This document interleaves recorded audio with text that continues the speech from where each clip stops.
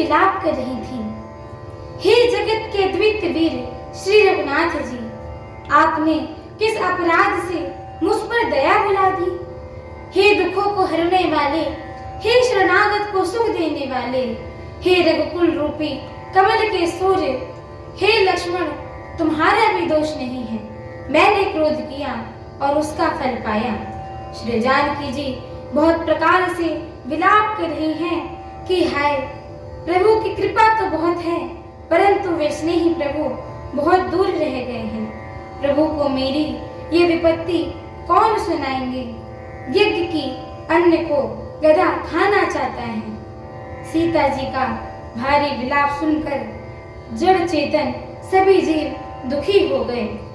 वृद्धराज जटायु ने सीता जी की दुख भरी वाणी सुनकर पहचान लिया कि रघुकुल तिलक श्री रामचंद्र जी की पत्नी है।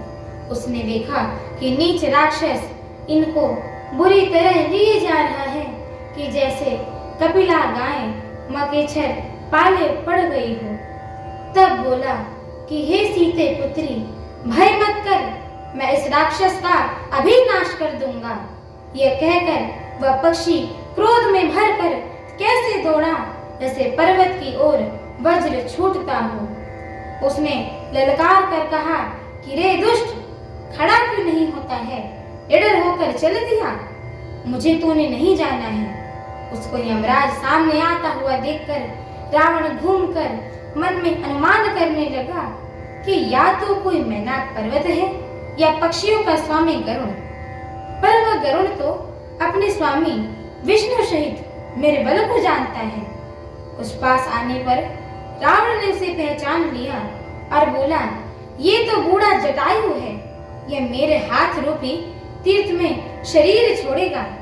ये सुनते ही गीध क्रोध में भरकर बड़े वेग से दौड़ा और बोला कि रावण, मेरी सिखावन सुन, जानकी जी को छोड़कर कुशल पूर्वक अपने घर चला जा, नहीं तो हे बहुत भुजाओं वाले, ऐसा होगा कि श्री रामचंद्र जी के क्रोध रूपी अत्यंत भयानक अग्नि में तेरा वंश पतंगा होकर भस्म हो जाएगा।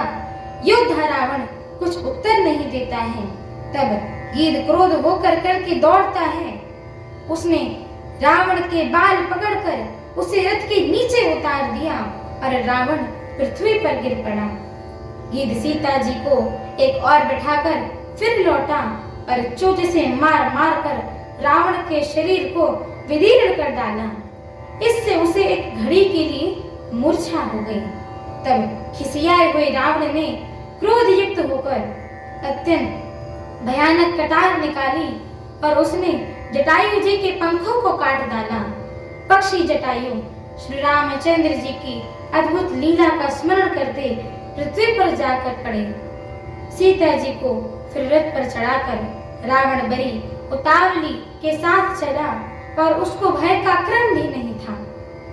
सीता जी आकाश में विलाप करती हुई जा रही हैं। मानिए व्याध के वश में पड़ी हुई, जाल में फंसी हुई कोई भयभीत हिरनी हो।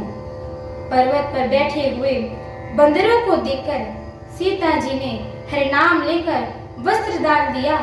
इस प्रकार वह सीता जी को ले गया और उन्हें अशोक वन में जा रखा।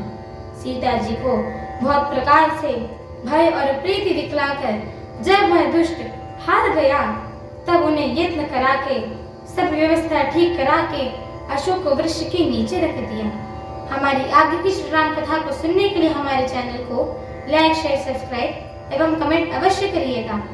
एवं आप सभी हरि भक्तों से हम दोनों बहनों का एक छोटा सा निवेदन है कि कृपया आप सभी हमारे श्री रामचरितमानस जी के इस मंगलमय पाठ को पूरा अवश्य सुना करिए, क्योंकि स्वयं परम पूज्यपाद श्रीमद गोस्वामी तुलसीदास जी महाराज ने कहा है कि जो भी नर नारी, मनुष्य, जीव जंतु एवं पशु पक्षी प्रभु श्री रामचरितमानस जी के इस मंगलमय पाठ को सुनते हैं, गाते हैं, कहते हैं एवं श्रवण करते हैं, उनके जन्म जन्मांतर के सारे पाप नष्ट हो जाते हैं। तो एक बार प्रेम से बोलिए, मर्यादा पुरुषोत्तम प्रभु श्री रामचंद्र की जय हो। जगत जननी माता जानकी की जय हो।